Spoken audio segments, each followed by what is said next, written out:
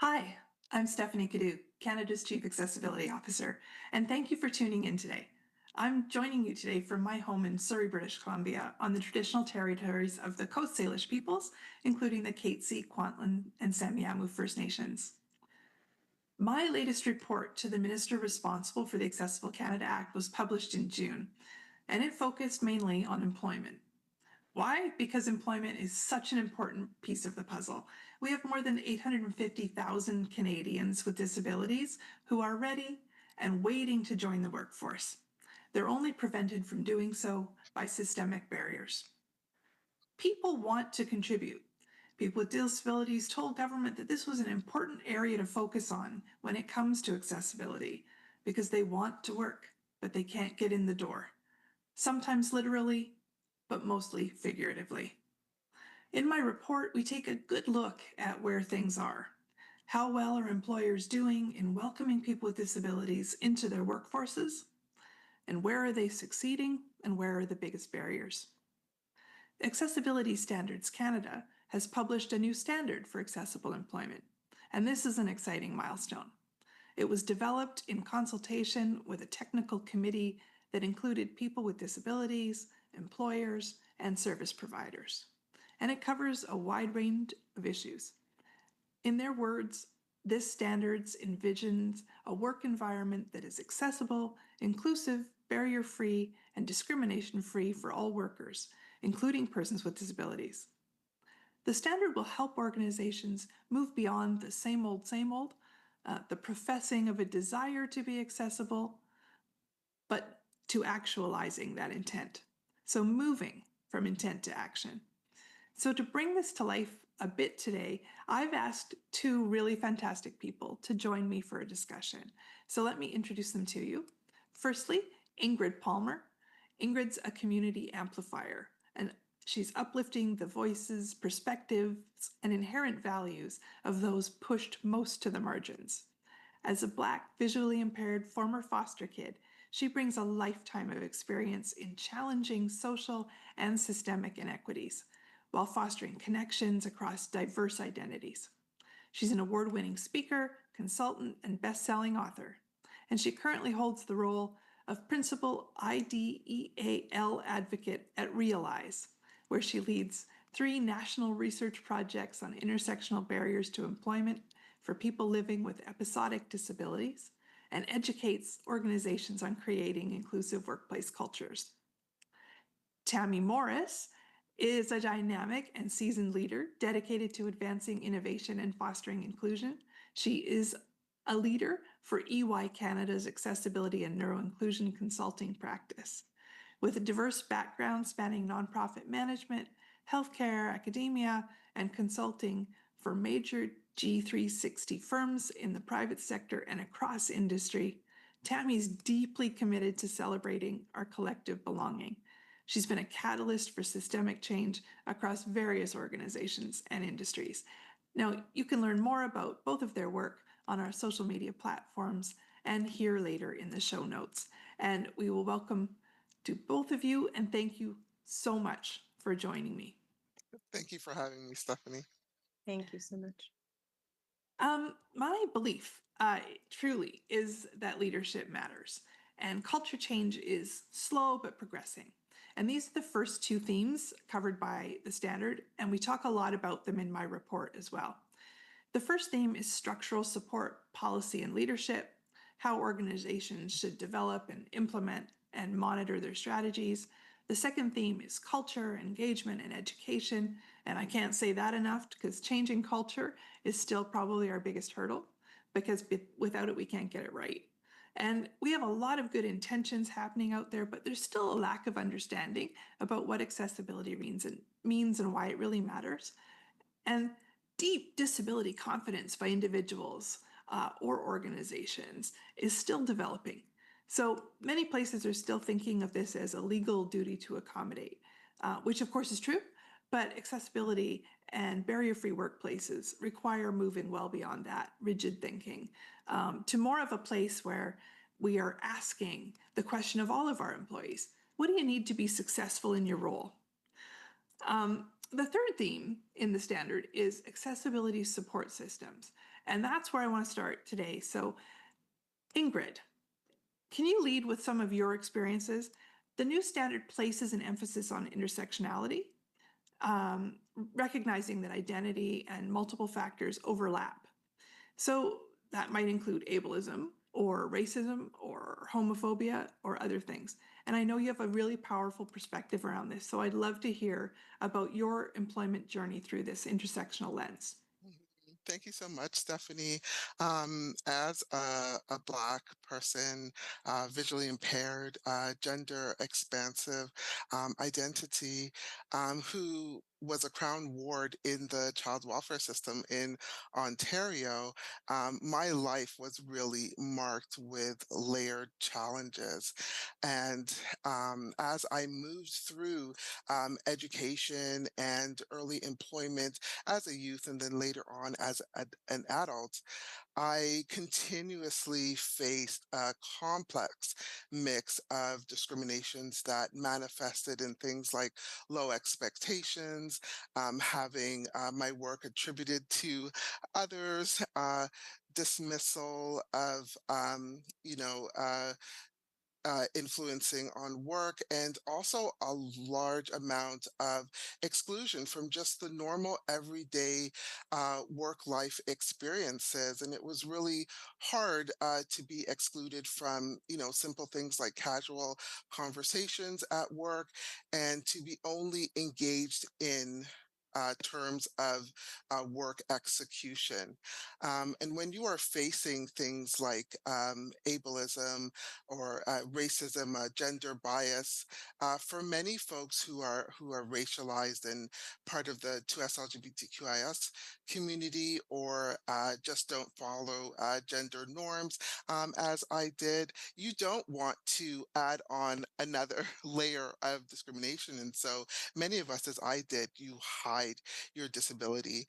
And when you are living with co-occurring chronic and episodic disabilities, and you are masking out of necessity, it requires a large amount of stress. It requires you to be finding your own solutions and wraparounds instead of trying to access what might be available in the workplace, because you're trying to prevent further exclusion or discrimination. But the condition that I have is degenerative. And so I was able to do that for a while. But once I crossed the threshold and became legally blind, that option was no longer available to me. Mhm. And for a lot of people, disclosure is really a paradox, where if you don't disclose, you face a lot of assumptions. Everything gets tied to productivity and your capacity. But then when you do disclose, everything is now tied to your disability and whether or Mhm. not you're able, and it feels like career advancement is blocked for you. So when I did disclose, I was promptly sacked and found myself chronically unemployed for actually over 20 years. And the only way that I had to contribute was through the volunteer sector, which is where disabled labor is mostly welcomed. And it actually wasn't until the midst of the pandemic, of all things, where I was offered the opportunity or gained the opportunity for full employment. And so I am in my mid 50s, and yet I have been full-time employed for just under 4 years. And that's not something that I want to see continue to happen for people with disabilities, because as you said in your introduction, we want to contribute and we have the capacity to contribute. So what could have been if what would you say needed to be in place or could have been set up for you to succeed earlier? That's such an interesting question, because as I said, in my background of growing up in foster care, having supportive systems was very limited to me in my experience. And navigating poverty and instability was really the crux of my experience, even into adulthood. And so conversations around accessibility was not even a main consideration for me and for other people. You become used to having to plan for yourself.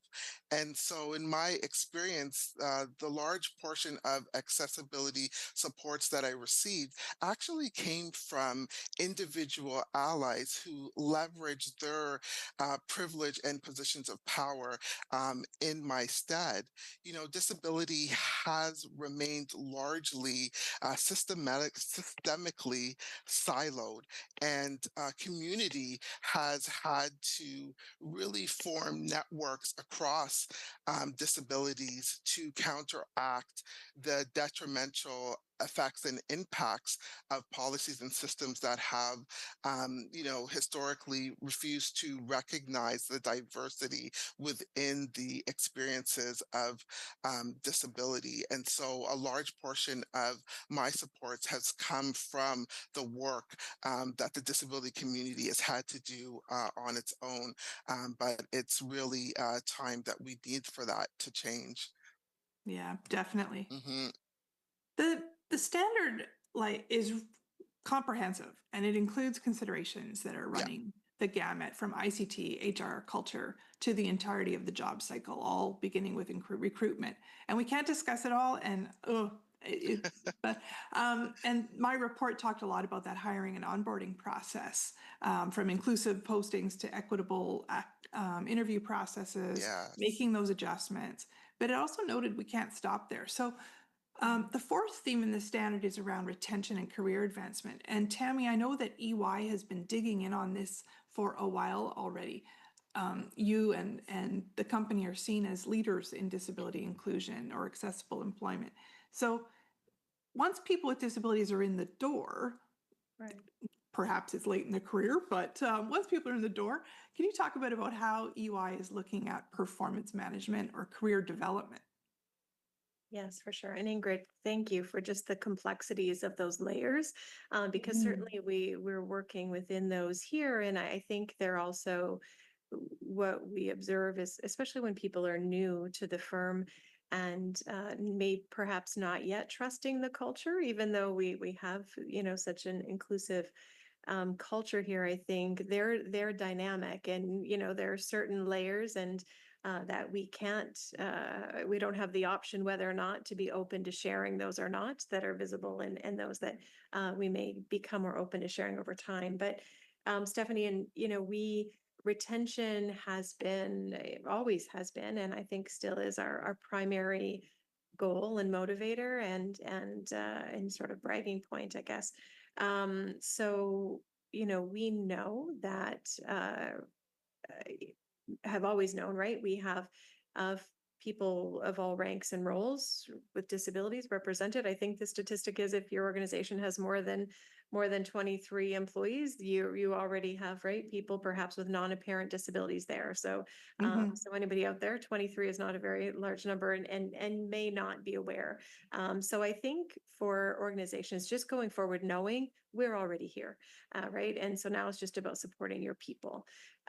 So we have, I think, firm believer in what I call front loading, but too often employees have to wait to be accommodated or wait for the tools to perform their best work. So we're very much about front loading. And that includes things like peer mentorship, lateral mentorship, that begins even a week before you start the job, so that you have somebody who can help you navigate the first day, the setup, what to expect. Having those things come early, knowing right from day one how your performance is being evaluated, not just by one singular sole line manager, but what that performance, what those metrics are, what that will look like. So it helps explain sort of what you're looking at as well. I think obviously early access to the tools and accommodations that our employees need, coming in, and then there some easy mechanisms in and how we evaluate. So EY is an apprenticeship model. So we have sort of counselors and coaches, and we're coaching one another through our careers. But a piece of that is also the self-assessment. And so, using that performance management and evaluation process for individuals with disabilities to self-evaluate and see how that compares to their peer evaluations as well as their manager evaluations. So really, as we put in circles of support for people to help them be successful, whether that's technical, counselors, peers, through the process, we also want to make sure that that performance has a variety of perspectives that are feeding into that, including an employee's own perspectives. And sometimes we see in the community, we will see people who may underrate their performance relative to peers, right? And so we know where we may need to help with some confidence. And also people who may have some misalignment or overrate, and then we know there may be some issues in the feedback that they're receiving. And so then we can address, are people getting real, practical, direct, and clear feedback around their performance so that they have an opportunity to improve. So, this is a business model for us, right? It's very data driven, not just in representation, but how we're penetrating across all of our business and service lines. That productivity piece, our financial performance, there is an initial investment, but it's right. This is not just an act of charity. We've seen the investment certainly pay off so significantly for us. And I think the other thing I would say is early on conversations, not everybody's interested in a linear career path, that traditional people manager role. Mhm. And so we have folks who come with different backgrounds who may be, best candidates to be subject matter experts, to be technical leads. And so making sure that we offer a wide variety of career paths for people within the firm. Great. Ingrid, does that stir any thoughts for you? Yeah, I think that those are really great policies, and it's really important for people to have mechanisms to to create like their own pathways like through the labor force. And so um, Mhm. I think those are really great components that EY is Yeah, initiating. I think that feedback loop piece really stood Yes, out for me as really important. I mean, if folks are um, wanting to advance in their careers, they need to know what they need to know, right?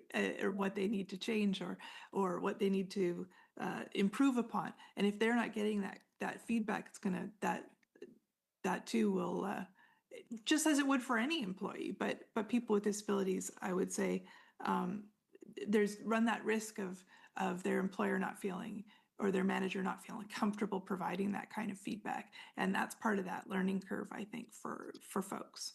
it Right. is not only knowing where they need to improve, but being resourced to be able to do that. Right. And we can see from the feedback that people were, it seemed to be kind of underestimating their own capacity, which Hmm. really is rooted in, the legacy of ableism and some internalized ableism that has absolutely occurred. And so being able to help people to um,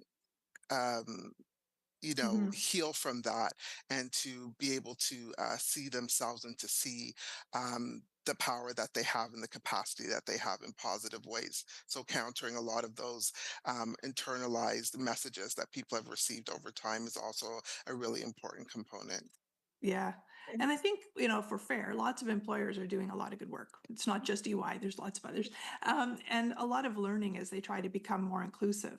And we certainly highlighted a lot of those examples in my report, but we also heard from organizations that they aren't sure what to do, or Mhm. despite they have good intentions, that work stalls because leadership changes or budgets shift, or there's shift in corporate priorities. And so when that happens, it's clear organizations haven't really yet embedded accessibility as a value or a core expectation.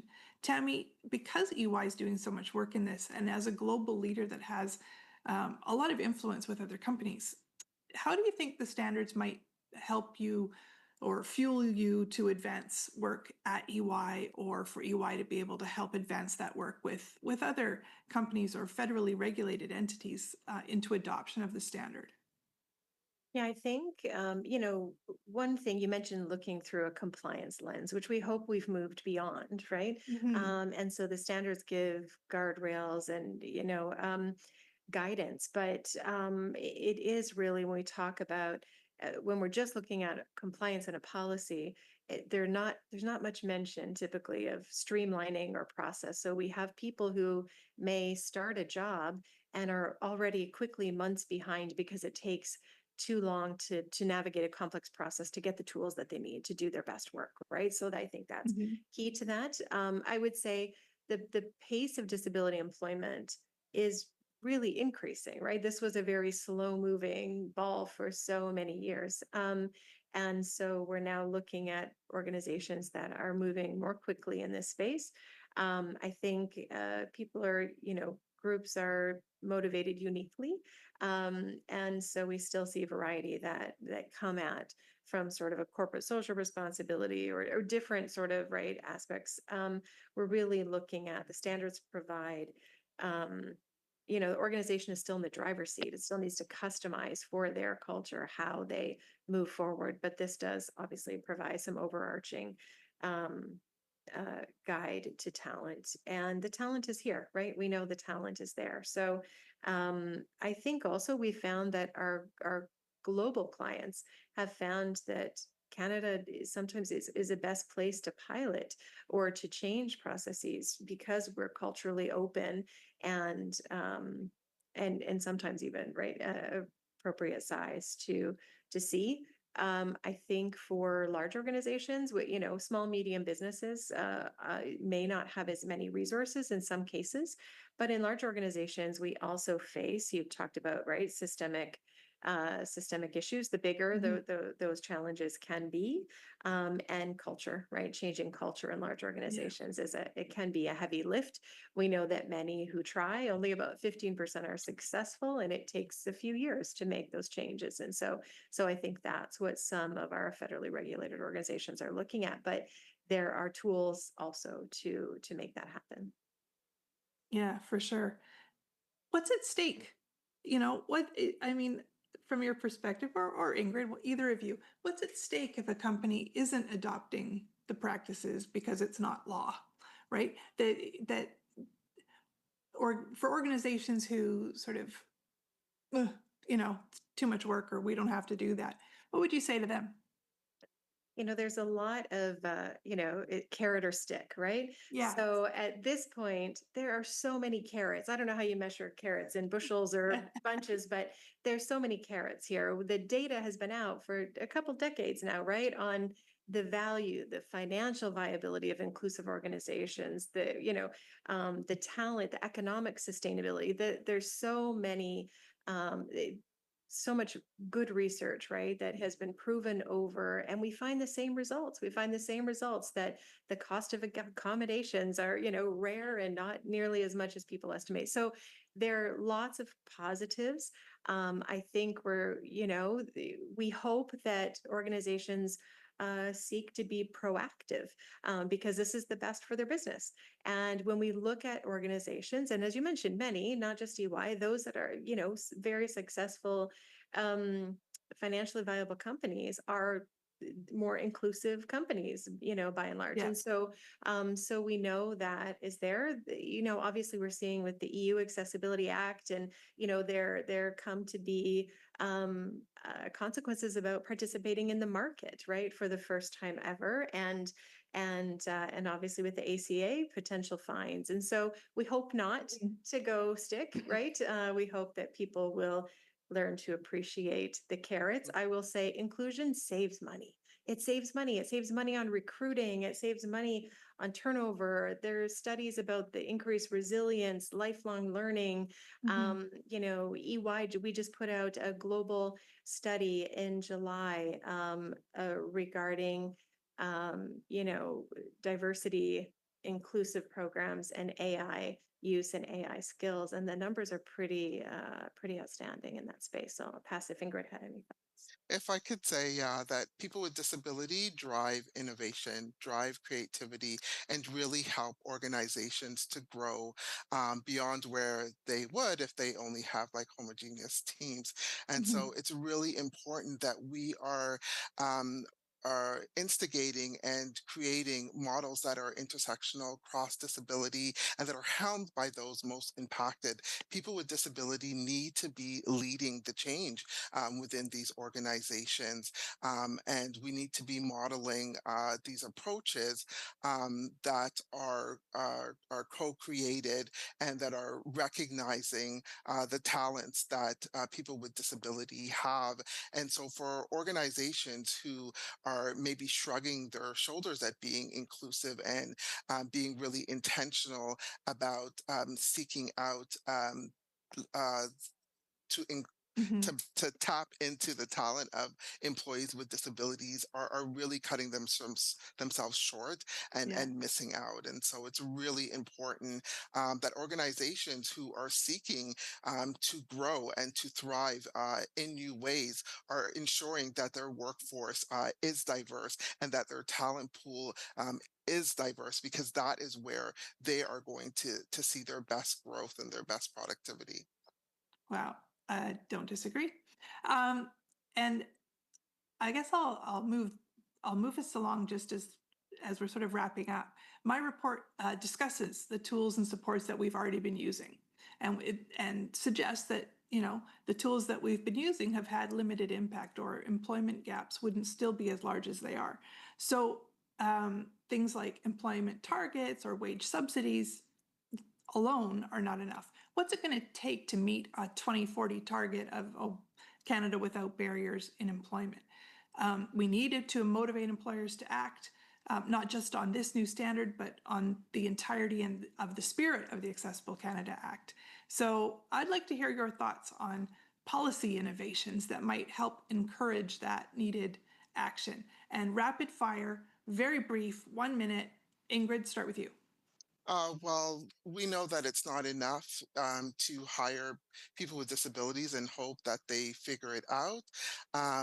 What we need and what the new standards really point out clearly is that accessibility is the foundation of equity, and that disability never exists in isolation. So it's really important that we have systems and policies that see the whole person and Mhm. that are looking to support the whole person, be proactive about supporting, and see stigma as a targeted barrier that must be addressed. Because in our research at Realize and in my work as the first chair of the Council of Canadians with Disabilities, we see that employees with disabilities, intersectional employees with disabilities will leave workplaces where they don't feel welcome, where they don't Yeah, feel like they belong and that they can bring their full selves to work, even if they have accommodations. So addressing accessibility is not enough. We have to address stigma and the feeling of belonging that everyone needs to great. thrive in the workplace. Tammy. Yeah. I'm going to say I'm redundant, but I think I was going to say the same, right? I mean, we still know that the biggest barriers are stigma and attitudinal barriers. I think we, you know, this is not no longer, and I think right, the policies help in this place. This is no longer a nice to have. So really briefly, right, zero tolerance. I think in our research study that just came out, right, 74% of people with disabilities, the intent to leave a job is surrounding negative workplace Mhm. interaction. So I think that that really is it. I also would say we can't stick our head in the sand anymore. But this is the act. This is just bringing together already existing policies. So Mhm. there should not be surprises, right? With the Employment Equity Act, our Canada Human Rights Act, Yeah, and the ACA, and so they're aligned. And I think not to be fearful of, but to dive in. And this is Canada. There are so many resources that are federally funded or nonprofit resources and free things. A lot of the things that we do here, people are surprised. I always say are free, right?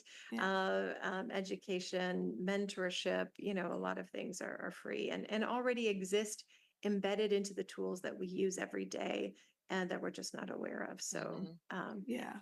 If I could So I just guess add that the one quick message there thing. is, sorry, Ingrid? Sorry, I just want to say if I could add one quick thing, I would say the importance of relationships.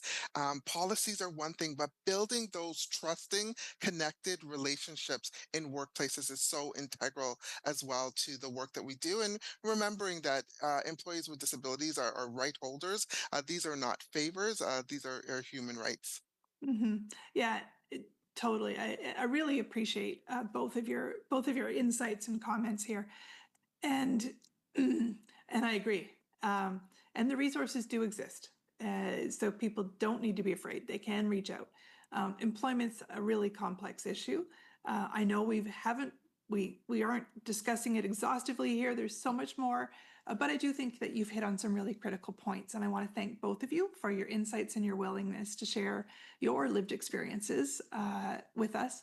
And this isn't the last time we'll be discussing accessible employment or other priority areas under the Accessible Canada Act, because the time for action is now, and we do want to keep up that momentum. So thank you for tuning in with us today. Please share this with your networks, and let's keep the conversation going. Thanks.